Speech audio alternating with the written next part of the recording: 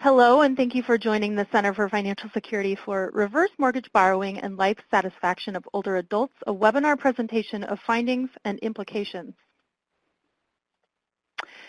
My name is Hallie Leinhart. I am the Assistant Director of the Center for Financial Security here at the University of Wisconsin-Madison. To give you just a bit of a rundown on our format today, we will start with the research background, methodology, and findings of the research we'll be highlighting today, and then we'll move into a presentation by an organization that's working in the space of older adult financial services who can provide us with some parallel information on this topic area. We will then continue with a question and answer session. So please feel free to submit questions in the box at the bottom of your screen throughout the webinar. I'm very excited to introduce our presenters for today's webinar. Cecilia Leubel is an associate professor at the Ohio State University in the Department of Human Sciences. She's also a research fellow with the Center for Financial Security. Rosalind Quarto is the executive director at Empowering and Strengthening Ohio's People, otherwise known as ESOP, and is vice president of advocacy at the Benjamin Rose Institute on Aging. Sonia Edwards is director of financial counseling at ESOP. Thank you so much for being here today, all of our presenters. And with that, we will get started, and I'll turn it over to Cecilia. Thank you. Thank you, Hallie. Thank you, everyone, for joining this call today and for your interest in our research on reverse mortgage borrowing. My name is Cecilia Leubel. I am an associate professor in the Department of Human Sciences at Ohio State, and this work has been done together with three colleagues. One is Don Howren. He is a professor in the Department of Economics at Ohio State. Julia Brown, who was our research assistant and is now a PhD student in economics at the University of Maryland. And Stephanie Moulton, a professor at the John Glenn College of Public Affairs at Ohio State. And we gratefully acknowledge funding from the U.S. Department of Housing and Urban Development and the MacArthur Foundation for this research. Before I present to you my findings on reverse mortgages, I would like to introduce myself. As you can hear, or may hear, I am German, and I do apologize for my accent, but please don't hesitate to submit questions and I can clarify and repeat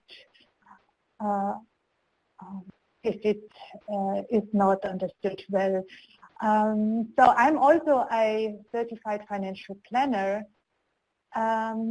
and I have been working on financial decision-making in older age for a number of years.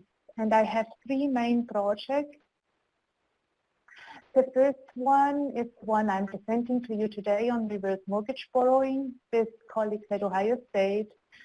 I am also working with colleagues in the UK at the Center for Decision Research at the Leeds University Business School on indebtedness in older age and its outcomes, such as food insecurity and family relationships between older adults and their adult children in financial hardship situations.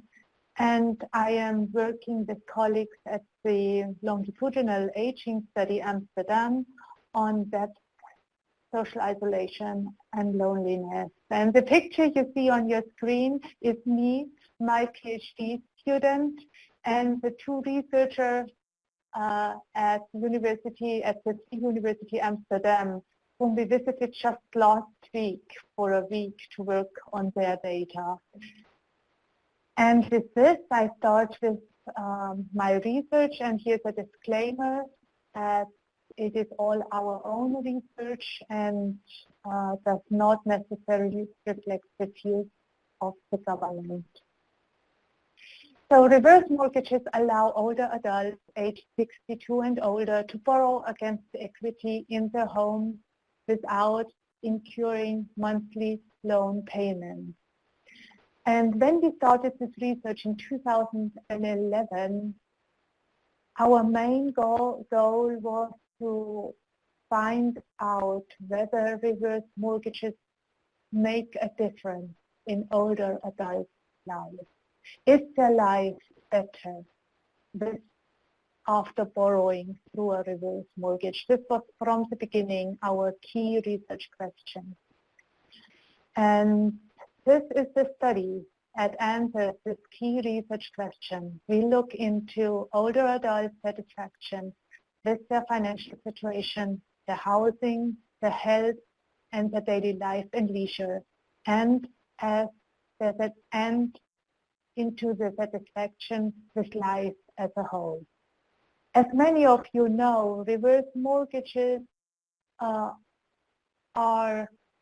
well known, but only 2 to 3% of seniors actually hold a reverse mortgage. And the peak in reverse mortgage borrowing was in 2009 during the Great Recession. So this graph shows the number.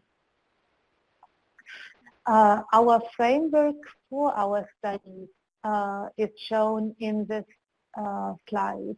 And we start out with reverse mortgages, and we know that reverse mortgages increases discretionary income because one of the features of a reverse mortgage is that a forward or traditional mortgage is paid off completely. That is a requirement for reverse mortgage borrowing. If there are funds left in the reverse mortgage, then an older adult also has access to liquid wealth in the form of a lump sum, a line of credit, or an annuity payment. Reverse mortgage borrowing also increases debt. About 60% of the reverse mortgage borrowers in our sample had paid off their traditional mortgage. So borrowing through a reverse mortgage means to take on debt again in older age. And reverse mortgages lead to reduced mortgage debt because it is paid off with the forward mortgage is paid off with the reverse mortgage at origination. So based on this financial flows, we think that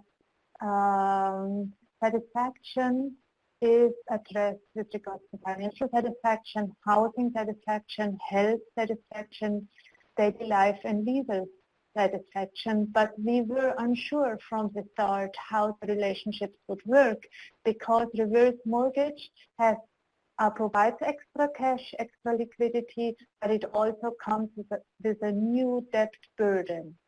And this is what we want to find out with this research. And our final research question is, how does reverse mortgage borrowing affect life satisfaction in general? So a big question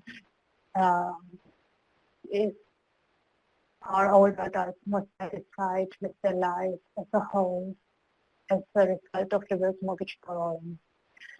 So we start out with domain satisfaction, and from this, we use this perspective because the life satisfaction literature makes the case that life satisfaction works through its domain. And so we first focus on the financial domain. And clearly, borrowing through a reverse mortgage results in higher income by removing the monthly mortgage payment, or by having access to additional funding from a reverse mortgage if there is funding left. And the literature shows there is a strong relationship between higher income, higher levels of assets, and financial satisfaction. However, there is the concept of the debt burden. So we weren't sure if the debt of a reverse mortgage is perceived as a debt, how it would affect satisfaction, financial satisfaction in particular.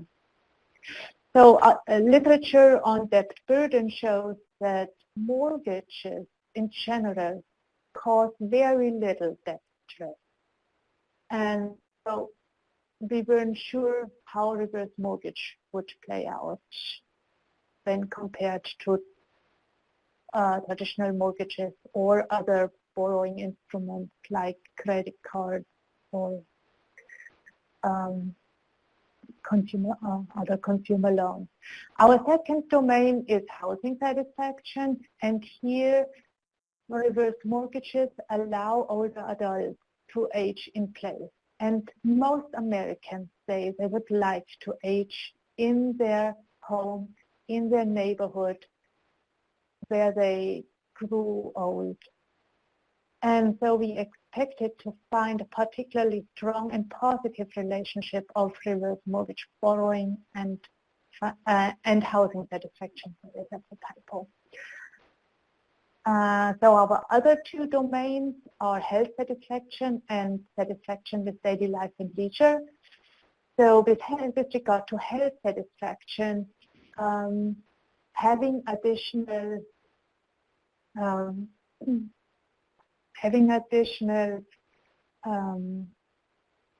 funding available to see a doctor when needed, obtain the medication as prescribed, and engage in preventive health care should be or have been shown to be related to higher health satisfaction.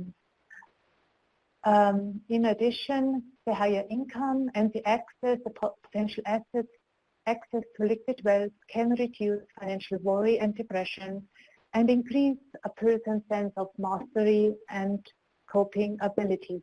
However, if an older adult perceives the reverse mortgage as a debt burden, we were not sure whether it would influence the health satisfaction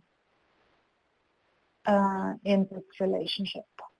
And finally, with regard to daily life and leisure, income and wealth have been shown to increase, are related to higher levels of daily life and leisure satisfaction because they allow for a greater participation in social events, which can lead to lesser feelings of loneliness.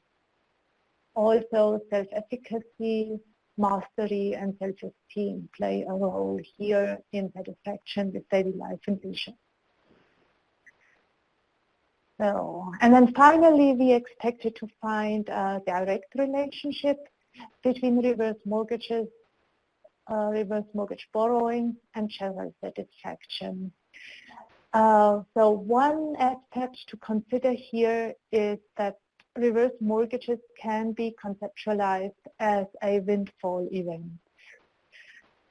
It's a financial windfall and a large sum of money or freeing up additional funds suddenly after financial hardship, after a period of financial hardship typically. So the question is, would we be able to measure this change in satisfaction? Because studies have shown that all of us adapt to satisfaction. There is a short period of time after such a big event that we have experienced higher levels of life satisfaction, but we revert back to our original levels of life satisfaction. And a very groundbreaking study has shown with regards to marriage, childbirth, change of residence, people adapt within 12 months. So after 12 months, the satisfaction is the same as it was before. But for financial events, the study by Paul Freitag and colleagues in 2011 showed it's about financial events. Those events change satisfaction in the longer term. So we were expecting to find changes in life satisfaction even after 4 or 5 years. And this is the time frame that we measured in our study. So now, quick information about our data. We surveyed older adults who went through reverse mortgage counseling across the United States. We started out with a sample of 30,000 older adults who obtained counseling for reverse mortgages, which is a requirement for every reverse mortgage borrower. And but at the end, we were able to speak to about 2,000 older adults across the nation. We collected data about many aspects of reverse mortgage borrowing in our phone survey and connected our data to these individuals' credit histories and also to their reverse mortgage loan data from the U.S. Department of Housing and Urban Development. So we know quite a lot about those older adults who went for reverse mortgage counseling. And here are our results. So we look into the question whether reverse mortgage borrowing makes a difference with regards to financial satisfaction, housing satisfaction, health satisfaction, daily life and leisure satisfaction, and general satisfaction. And please look at the first column that has the title Difference in Raw Means, and the stars show that there is a significant difference just in looking at the mean values between borrowers and non-borrowers. So in older adults who obtained a reverse mortgage and those who did not obtain a reverse mortgage after completing counseling.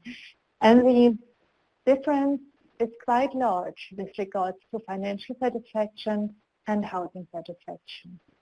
And please have a look at the next three columns that have the header regression results. And here we account for the demographic and financial characteristics of our sample. As you know, people differ by their income level, by the state in which they live, with regard to age, with regard to gender, their marital status, taking into account all this demographic and financial areas. We still find a significant difference in the financial satisfaction and the housing satisfaction of borrowers, reverse mortgage borrowers compared to non-borrowers. And here I refer to the 0.15 coefficient for financial satisfaction and the 0.18 coefficient for housing satisfaction. And as we expected, housing satisfaction was particularly strongly associated with reverse mortgage borrowing. I should go back. In this slide, you see at the bottom row is general satisfaction. While we find a difference, a significant difference at the 5% significance level between the means, we do not find a difference in general life satisfaction for borrowers and non-borrowers when we account for the demographic and financial differences of our samples. And so we followed along with the approach typically taken in life satisfaction research, where the domain satisfactions are correlated with the general satisfaction.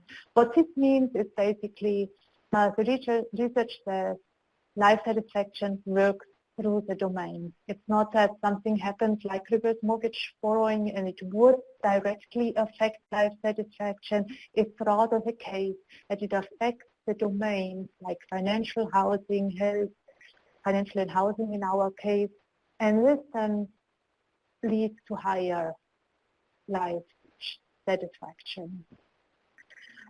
So we We look at the relationship between our domain satisfaction and life satisfaction, and we first did it for the full sample, and then we looked at each subsample separately. First, the reverse mortgage borrowers, and then finally the non-borrowers, which are older adults who went through reverse mortgage counseling but did not obtain a reverse mortgage. And we do find some differences. We find difference with regard to housing satisfaction. Housing satisfaction was more important for reverse mortgage borrowers than it was for non-borrowers. With regard to the overall life satisfaction, whereas for the non-borrowers, health satisfaction played a bigger role in the overall life satisfaction. And so I would like to conclude that we found that reverse mortgage borrowers have significantly higher financial and housing satisfaction compared to non-borrowers. At this domain, all of them contributed to general life satisfaction, but there were differences between our two groups.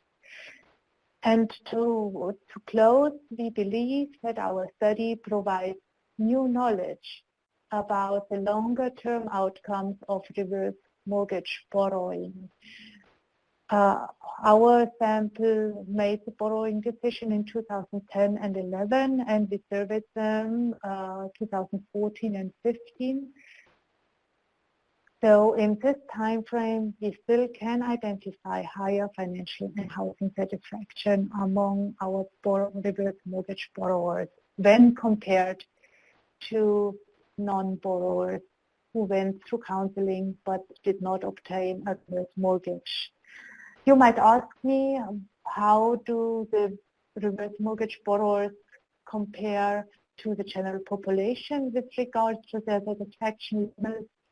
And we have an answer, and it is generally a bit lower, even amongst those who obtain a reverse mortgage borrowers, reverse mortgage, whether the satisfaction levels are still lower than the domain and life satisfaction levels of the general population of older adult homeowners. And we are working on 2 additional projects with regard to reverse mortgage borrowing. We are looking into health outcomes currently, for example, food insecurity, debt stress, and progression and manifestation of disease among reverse mortgage borrowers. And we also have a field experiment where we send reminders to older adults who obtained a reverse mortgage to remind them about their obligation to still have to pay property taxes and homeowners insurance. And we find that our reminders are helpful in helping older adults make this payment.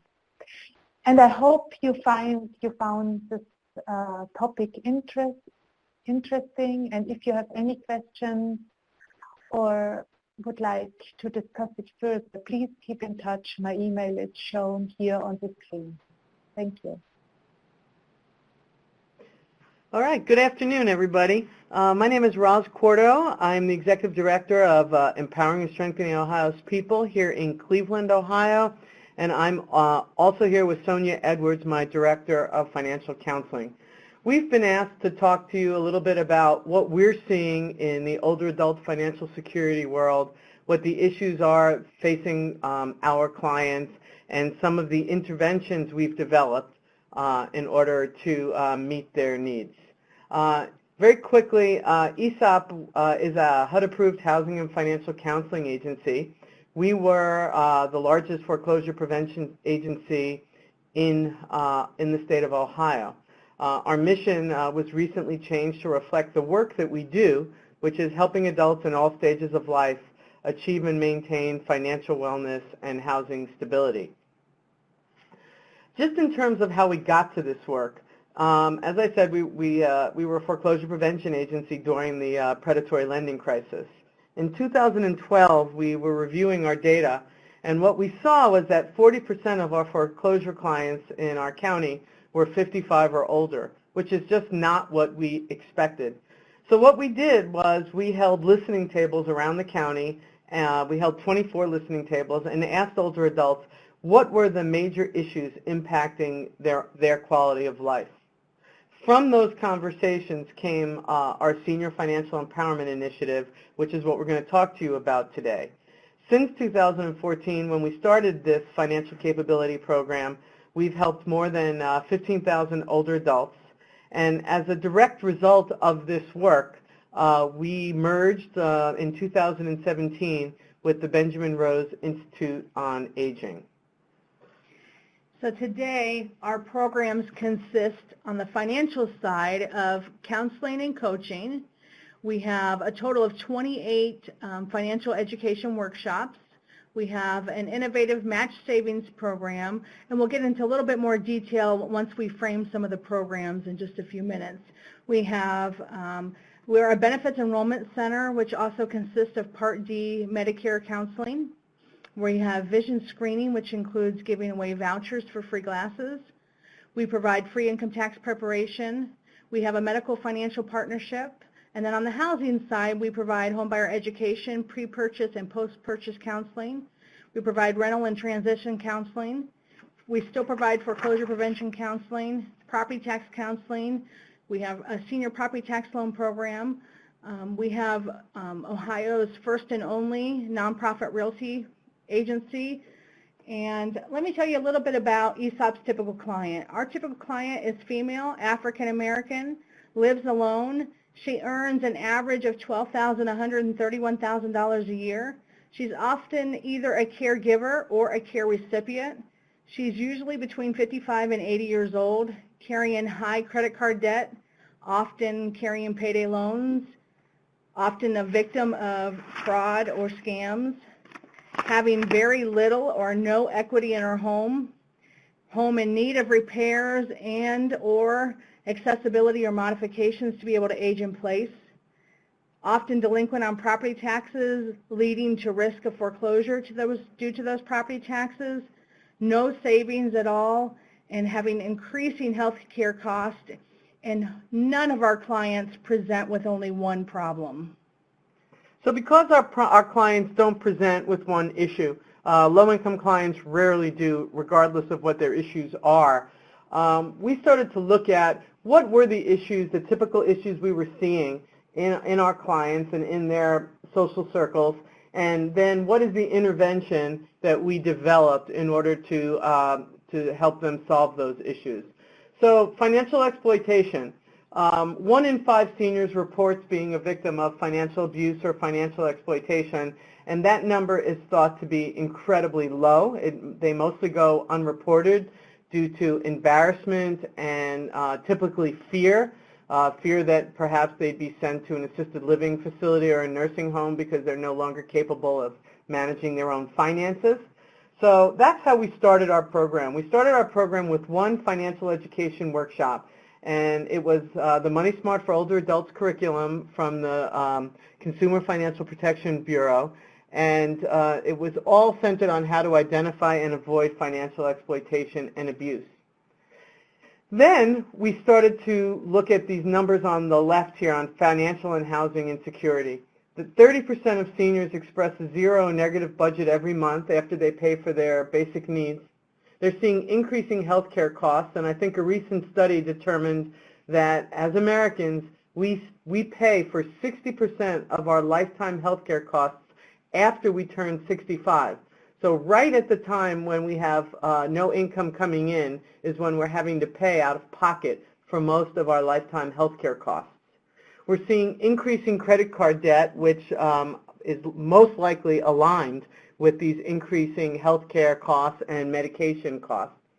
We know that 1/3 of older adults are paying an excessive share of their income for housing, and very much interesting for us was that 40% of homeowners 65 and older are still paying for a mortgage, which is not what we kind of expect when thinking of the American dream of home ownership and where people are in the process of paying off their mortgage by the time they are out of the workforce.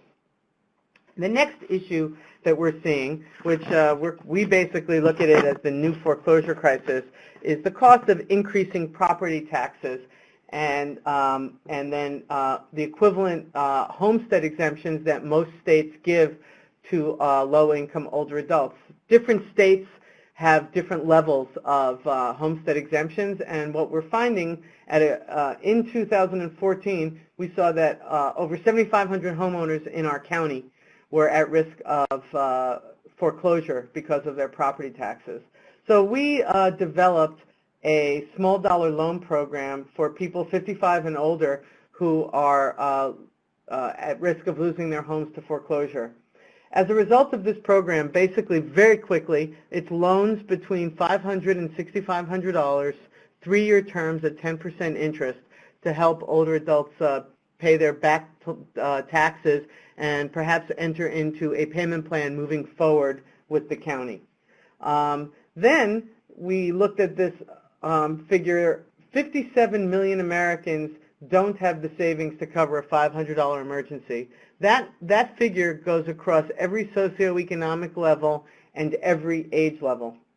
So individual development accounts, which are federally funded match savings program, only allow a participant to take that money out if they are buying their first home,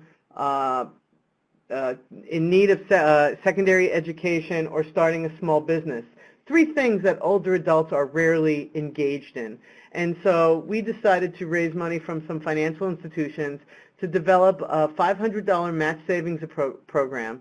If an older adult will engage with us with one-on-one coaching for a year, we will match every deposit they make, dollar for dollar, up to $500. We thought about making this a higher level match, but once an older adult that's low income and getting benefits starts to get too much money in savings, they risk falling off that benefits cliff and losing a lot of entitlements.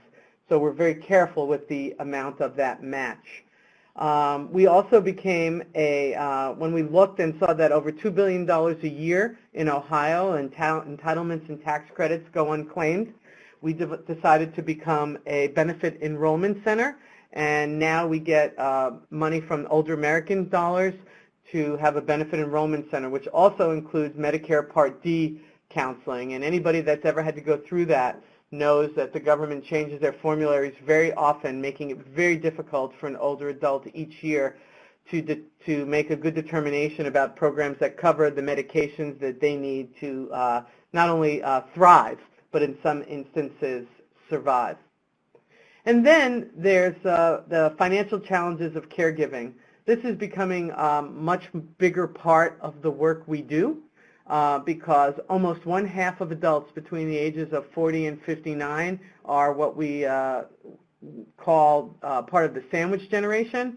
They are simultaneously raising children and caring for aging parents. There are 40 million Americans today that are caregivers. Women are 3 more times more likely to retire early to provide care. The average caregiver is a woman.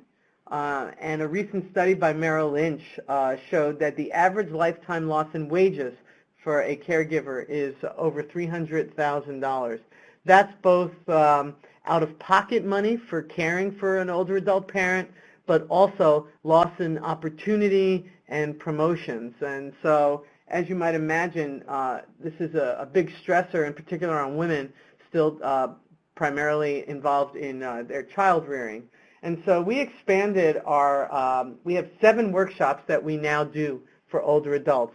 There's the financial exploitation workshop, and then there's 6 other workshops ranging in how to understand and read your credit report, how to improve your credit score, how to budget, how to find affordable and fair loan products, how to become banked, things like that. So we took those 7 workshops and said, how can we add to them to cover these caregiver issues? So we now have another 8 or 9, I think, workshops on financial caregiving. And I don't need to go through them, but we help caregivers deal with their own financial issues to ensure their own retirement, as well as how to take care of the third party's finances, whether it's through a power of attorney, trusts, things like that. So that's a lot of the work we're doing now. Additionally, Americans are not prepared for retirement. 32% of people between 53 and 62 have $0 saved for retirement. And again, this figure, this 32%, crosses all socioeconomic levels.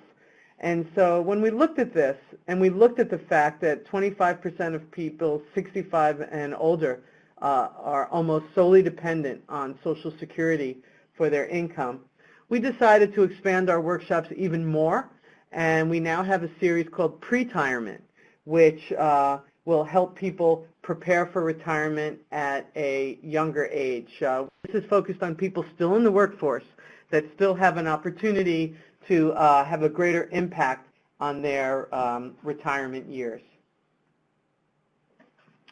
So if we talk about what programs are in our Senior Financial Empowerment Initiative, it's the workshops that Roz was discussing and our financial coaching and counseling. And we determine coaching and counseling based on whether a client is in crisis. So if a client is in crisis, they're going to get the counseling modality, which is counselor driven. It's going to be the counselor directing the path, determining whether or not how that path is going to go. The coaching modality is much more how the client is going to want to be directed in an older adult. They're going to want to set that path. So we try to get the client out of crisis mode as quickly as possible and in that coaching modality. As Roz talked about our match savings, we continue to do foreclosure prevention, property tax counseling. Roz is telling me to tell you something else I'm going to let her talk about in just a minute. And so all of the things that we've already talked about, our vision screening, I do want to talk about that for just a minute. We do that through Prevent Blindness, which is available in most states. They have allowed our counselors to become certified vision screeners and allowing us to provide vouchers through Prevent Blindness to clients who do not have insurance to cover glasses. And this was real important in our work as we're trying to help people with very low incomes navigate financial decisions, prevent being victims of scams. So Roz gave me a little bit of resistance on providing that service in the beginning, but it has proven to be very valuable. And so those are in a list how we list out our services, but really this is how we see our services. And I'm going to turn it back to Roz to talk a little bit about capability and how we see our integrated suite of services. So, as we said earlier, because a client never presents with only one problem, our goal is to have as holistic a program and as integrated a program as possible. So a client can enter at any point in the process.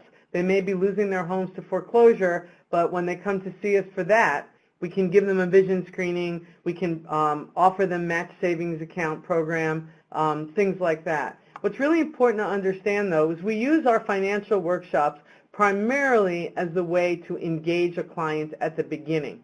But financial workshops only provide education. Everything else around this circle is about capability. Right? So you can throw education at a person, but you have to give them the tools and resources and the skills to be able to put that education into action. And that becomes the moment of them becoming more financially capable. And so we look at our program as a financial capability program, not as a financial education program.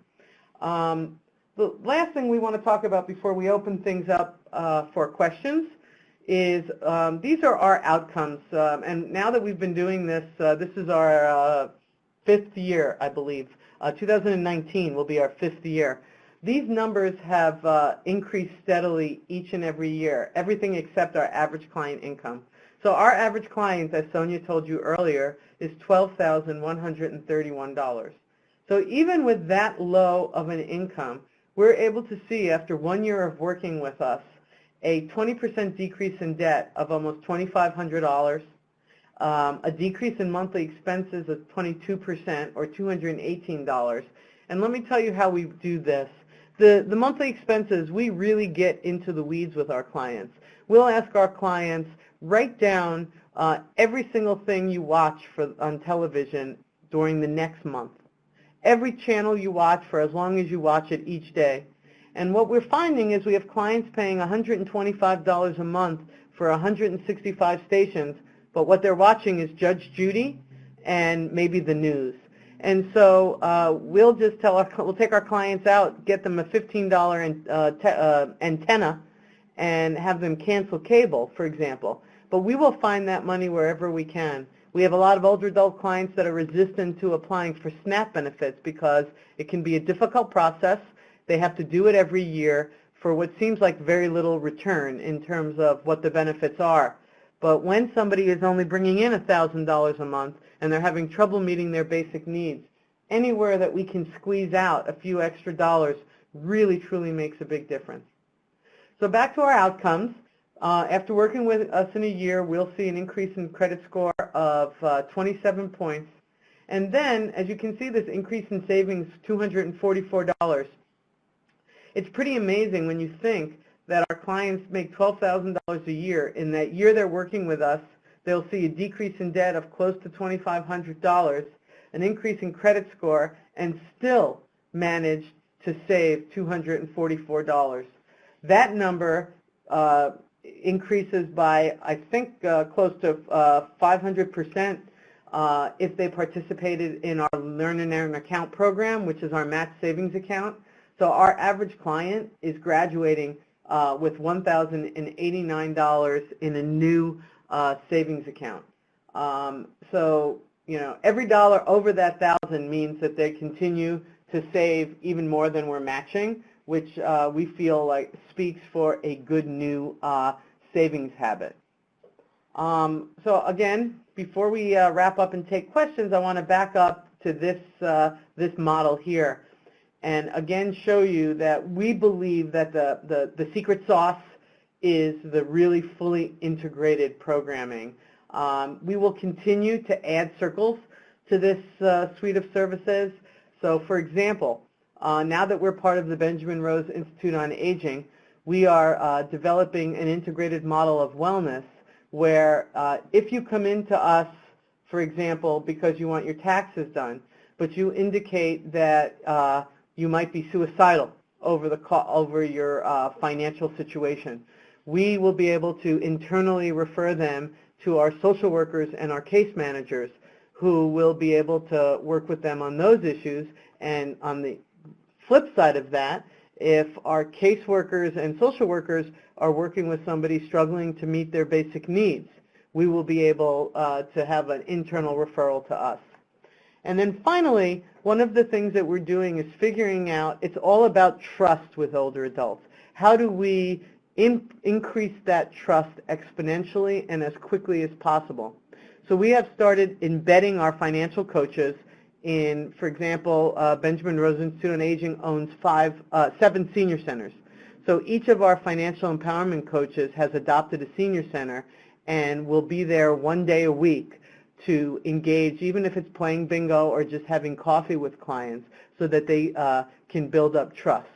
We also have a new program, a new medical financial partnership with our county hospital, where every older adult inpatient being discharged back into community will be asked 2 questions, and those questions are: they're asked if they were ever feeling anxious, overwhelmed, or worried about their housing or financial situation, or if they ever skip a meal or medication to pay for another expense. If they answer yes to either of those questions, they will be given a very warm referral to our new embedded financial empowerment coach at the hospital, and we will work with them with whatever help they need. The program has barely started, and we had 50 referrals in maybe the first week when we've only trained about 10% of the staff at the hospital. So this is a big need, and it's about exploiting a moment, a teachable moment, where we think we have the client in a position where they will be more open to assistance. So that completes our presentation. I'm going to throw it back to Hallie to open it up to questions. Beautiful. That was such a lot of great information from both sides. I just feel like both Cecilia providing information on her study around reverse mortgages and the life satisfaction, and then Roz and Sonia bringing in these various other kind of interventions and services for older adults. This provides a very broad picture of how we can serve this particular audience and the various mechanisms that can be used. So thanks so much. And I'm going to now start the Q&A. I do have some questions.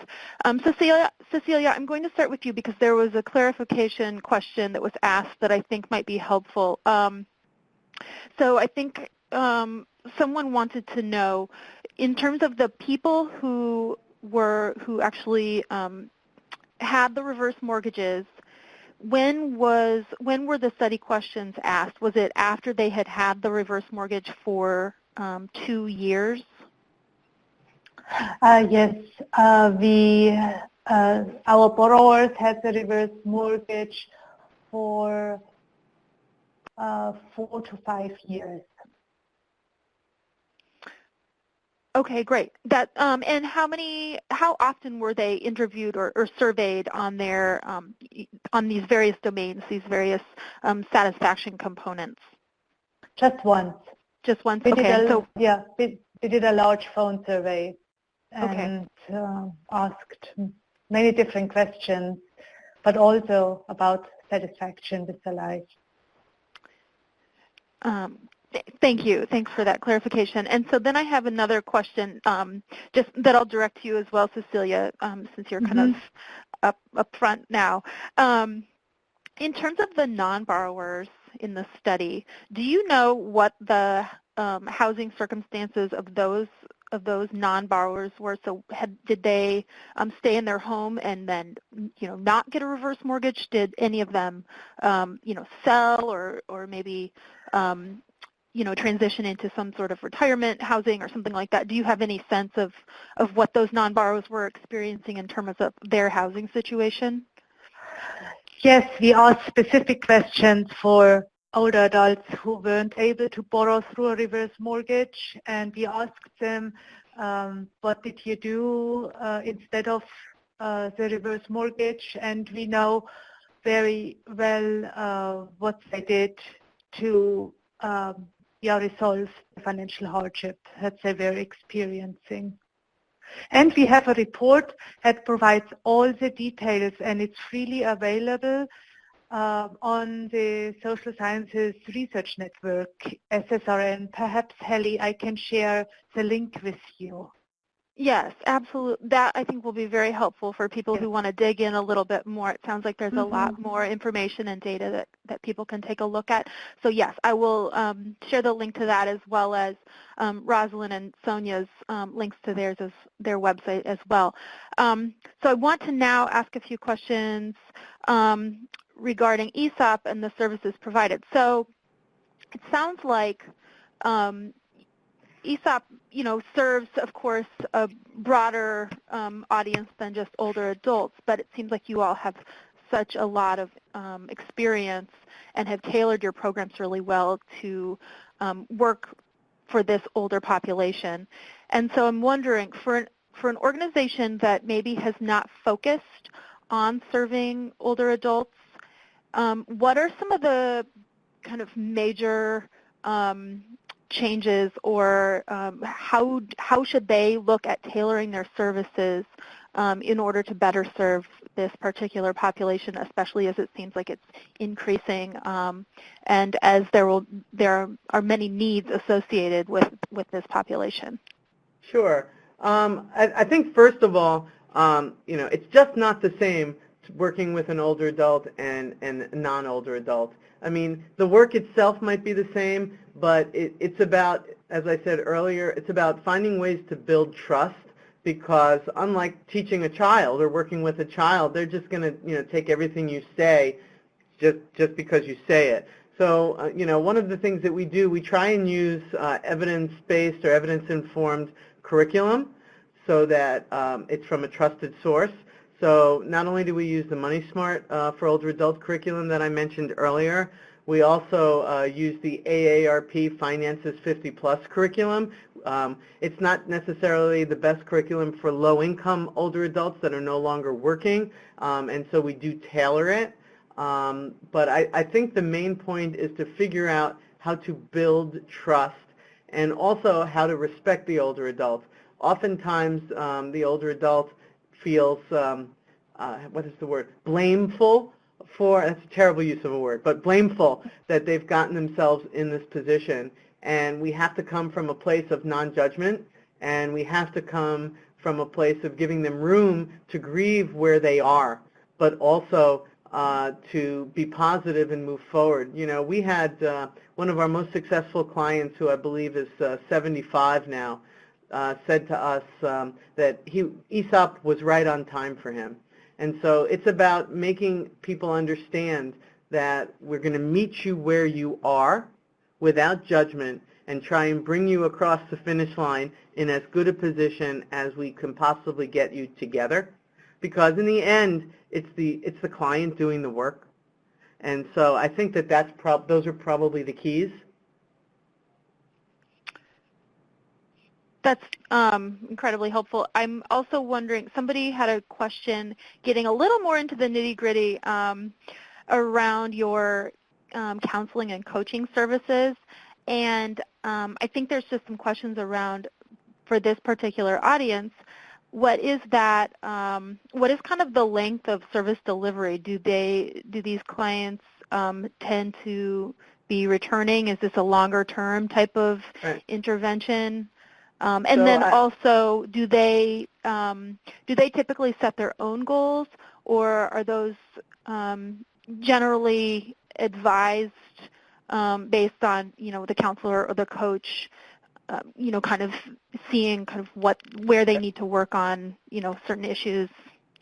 Great question. So it depends is the answer to the first part. I mean, our goal is to work in coaching for at least a year. We think it takes that long to see real change and to make better habits.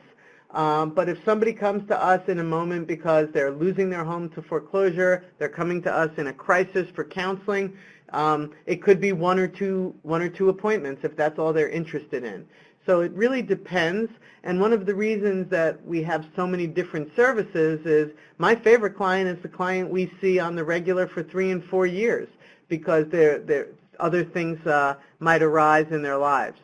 In terms of the coaching and the goals, so when somebody comes to us for counseling, that is very counselor directed, right? You're in crisis, do this, I will do it for you, and we'll do it now, versus coaching, which a person can come to us with whatever their goals are. So they will do both a budget and an action plan. And so, for example, we might have a 75-year-old woman who comes to us because she's trying to save money so she can go visit her granddaughter in California for her quinceañera. Now, that might be her only goal. Okay, but we are still going to track the outcomes that we measure and that we shared with you earlier. The national average in those areas, by the way, is usually a 10% decrease in debt, a 10% increase in savings, a 25-point increase in credit score. So that we do use those figures as a baseline. And we will monitor all of those things. We monitor other things too. Did somebody become banked? Did they find an affordable loan? Did they stop using overdraft protection? Things like that. But in the coaching modality, for sure, the number one thing we measure is did a client reach their prescribed goal? And if one other thing, Hallie, if I can, I'm looking at some of the chats. When I said that the Money Smart for Older Adult curriculum was done by the CFPB, it was done by the Consumer Financial Protection Bureau in partnership with the FDIC, who has a Money Smart curriculum for children and for people that are not in any particular age group, so it is an entire series. But it was done together. Okay, I do have a question I want to pose to Cecilia now. Cecilia, Yes. do you have any sense that the counseling that took place, the reverse mortgage counseling that took place, had any bearing on the satisfaction, whether a person, had satisfaction in their situation following? We did ask the question whether the counseling influences their decision, older adults' decision, and we have those data, but we did not analyze it with regards to life satisfaction. We did not. But when you share our report, you will see that we also asked, did your children influence your decision to borrow through a reverse mortgage, a financial planner, a banker?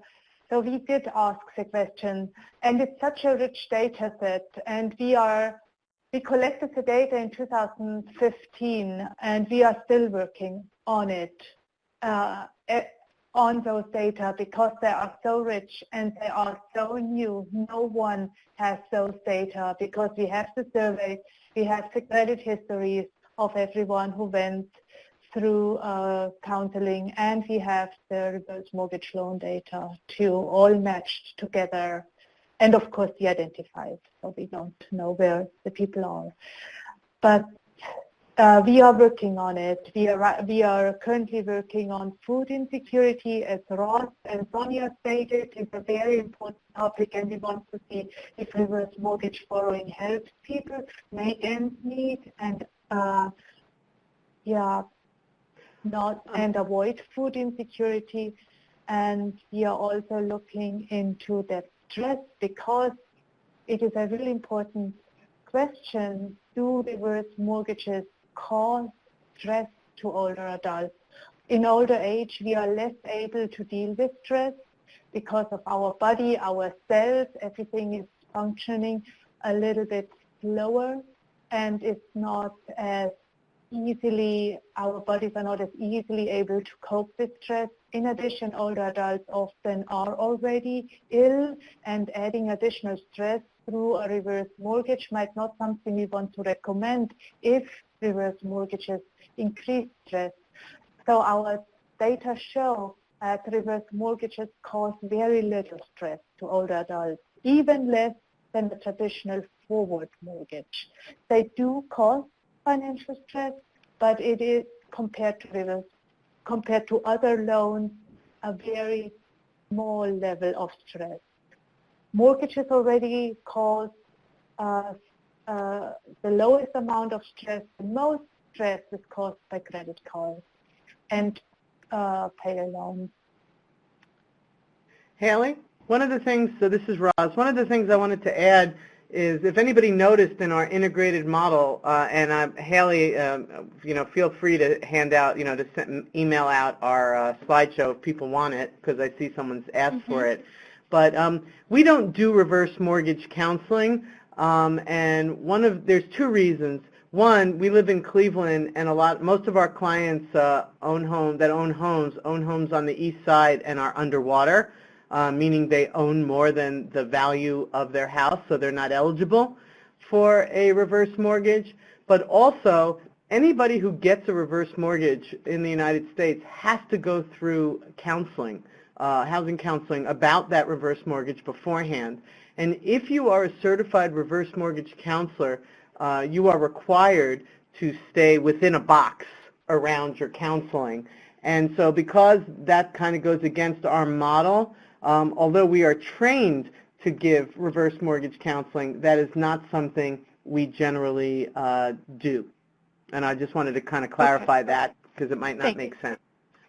Thank you so much. And I do see that we're running a little bit low on time, but I do want to assure everyone I will be sending out the slides. I will send out a link to this recorded webinar, and I'll send out the links to Cecilia's report, which has a lot more information on reverse mortgages I see, and her study in general. This initial phase of the study that sounds like it's going to bloom into a lot of other work and a lot of more information in this very robust data source that she and her colleagues have. And so rest assured that will be arriving in your inbox shortly after this webinar ends. And with that, I do just want to thank everyone for tuning in. Thank you to Cecilia, Roz, Sonia. This was just, I think, a very valuable and resource-rich webinar. And I also want to let everyone know that next month we will have a webinar which will highlight findings from a brief that was produced by NeighborWorks America that explores the integration of financial capability services in rental housing. So please look for registration details to be emailed in the next week or two. Again, thank you to everyone, and please enjoy the rest of your day.